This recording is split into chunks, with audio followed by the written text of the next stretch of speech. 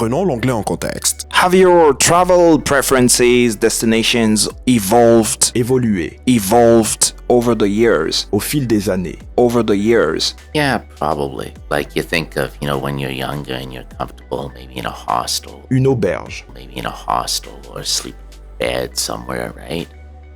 Or maybe lugging a massive backpack. Porter un énorme sac à dos. Lugging a massive backpack. To now where it's, you're definitely looking for more comfort, right? Maybe some safety if you're traveling with family. Convenience, right? Yeah, I think it's just natural. What have you learned from your experience how many countries have you covered so far, more or less? Yeah, I don't know. Like, I actually was thinking about, your question and things that you ask and some of the people that are in this area and that talk. And one of the things that is a pet peeve of mine. L'une des choses qui m'agace particulièrement. One of the things that is a pet peeve of mine, and it comes maybe from my work, is I really don't like to put numbers to things because I find that a lot of people make travel a bit of a competition, right? And I'd be in a meeting at work, right, with government people, and there'd be people in the meeting that maybe couldn't afford a house, right? Maybe they're renting a place, right? They're starting in their career. They can't afford a house, right? They're renting, they're maybe have a family, and you get in there with an executive director or somebody, and they're talking about, oh yeah, I went to this fancy place. Je suis allé dans un endroit chic. I went to this fancy place, right? And then somebody else would say, oh yeah, I went there too, and then I also went to like Argentina or something. And then somebody would say, oh yeah, well I've been to, and it's just, and even in like getting to know people conversations, it turns into that, right? Yeah. So, I mean, I don't know. Definitely fortunate to have been to a lot of different places. I will say the only place that I haven't been, continent, would probably be Africa. Okay. And that's definitely a place that I would like to go. What would be your top three? Top three places I'd like to go to? Yeah. Over there in Africa. Over there. Honestly, I'm going to admit ignorance. I don't know the country well enough. We do have some friends that we met, and again, really the friends that you meet when traveling is amazing. I often think that a lot of the people that I've met and maintain friendships with, even though I may have only met them once in person, I have closer relationships with the people that I've known, and been with for a long time. They speak highly of, doing the safari thing, right? In I think Tanzania, South Africa, somewhere, Tanzania. Right? So, obviously that's there. You're also close to North Africa. Tu es également proche de l'Afrique du Nord. You're also close to North Africa. Exactly. I mean, obviously Morocco and those places are very popular, and but still great to see. Just because of history, I think Libya would be interesting. Yeah. And for me, something that I've always been fascinated by is Ethiopia. And, the history of Christianity there. The very country which hasn't been colonized. Exactly. Matter of fact. Exactly. So it's very genuine. Yeah. You'll find a very original and well-preserved culture over the years. And going back to food, right? We were fortunate enough to have an Ethiopian community in Victoria, so I have had Ethiopian food and Ethiopian coffee, and the food is amazing. They eat a lot of raw food. Des aliments crus. Raw food. I don't know if you've had any of these, but they do eat raw foods. Fish. Yeah, which I just remember it as being good, and a lot of stews. Beaucoup de ragoût. And a lot of stews, and maybe not fancy, right? Peut-être pas extravagant. Maybe not fancy, right? But like a lot of Filipino food is maybe not fancy, but it's good. What have you learned from this vast traveling experience, and how has it shaped your perception of the world as what they refer to as a global village at the end of the day? Yeah, definitely. Definitely. And that's something that we're trying to pass on to my son. C'est quelque chose que nous essayons de transmettre à mon fils. That's something that we're trying to pass on to my son, and why we're traveling now, right?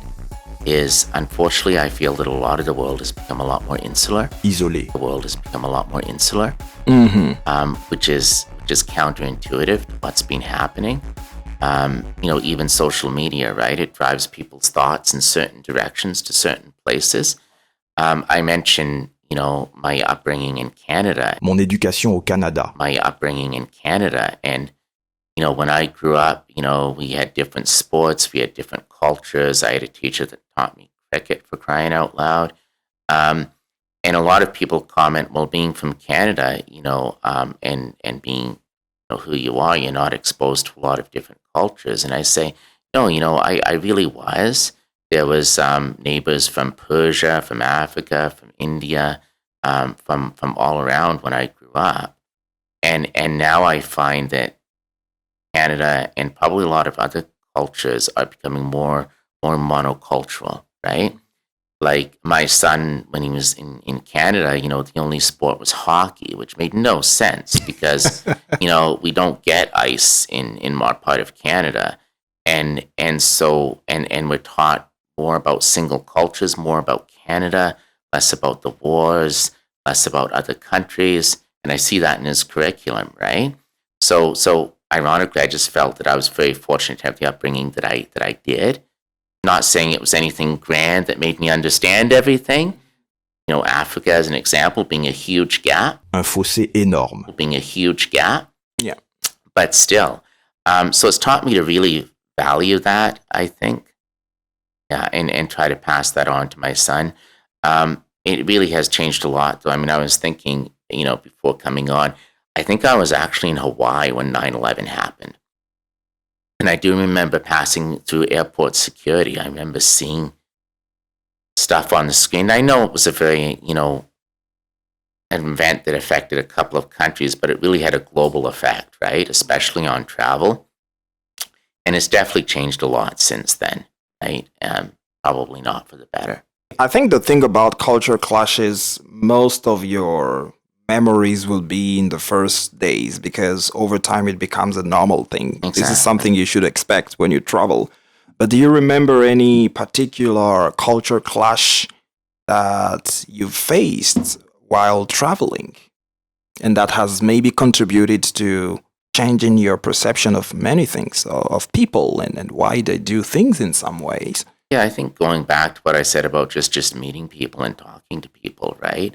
And trying to not make those assumptions. Ces hypothèses. And trying to not make those assumptions about where you are or who they are or what they look like.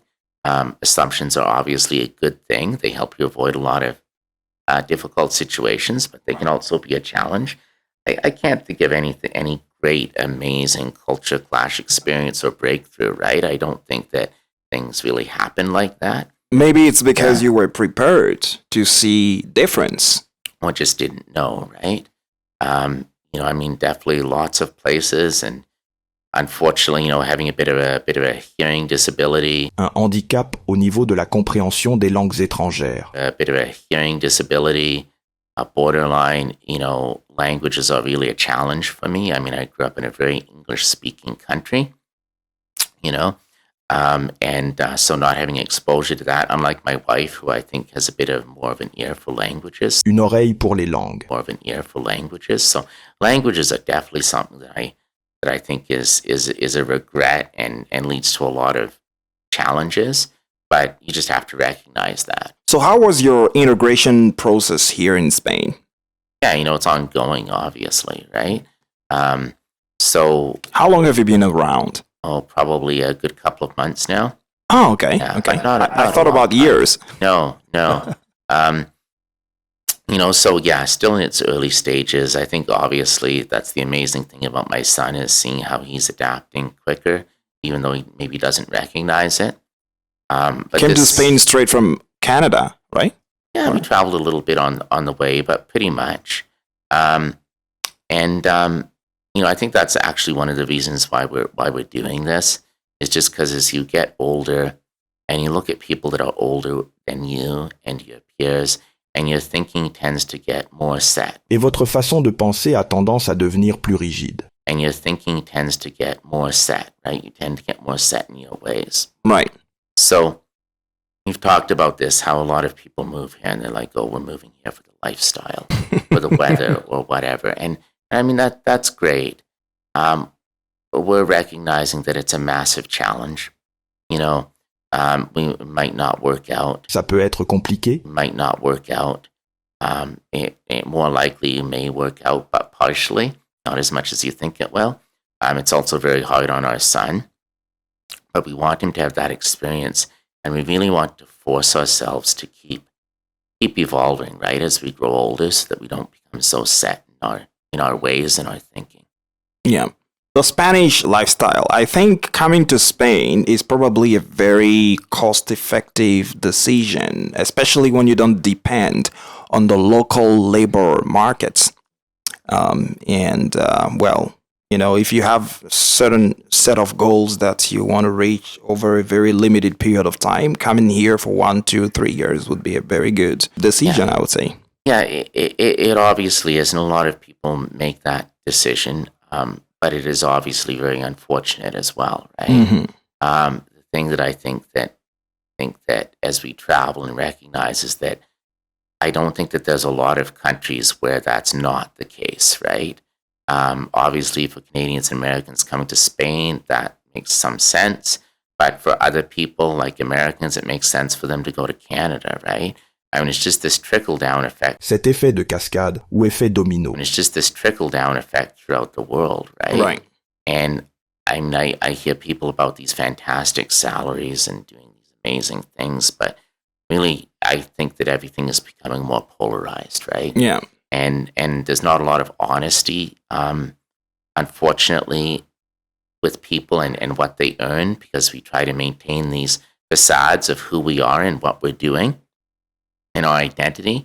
But I mean, things are really becoming more polarized, right? There's a subset. Un sous-ensemble. There's a subset of people in the world that are making a ton of money in every country, and then there's a lot of people whose incomes are just getting lower, right? Well, that was a nice talk. I guess the last thing we want to hear is your next destination. Yeah, obviously, we'd love to explore Spain more.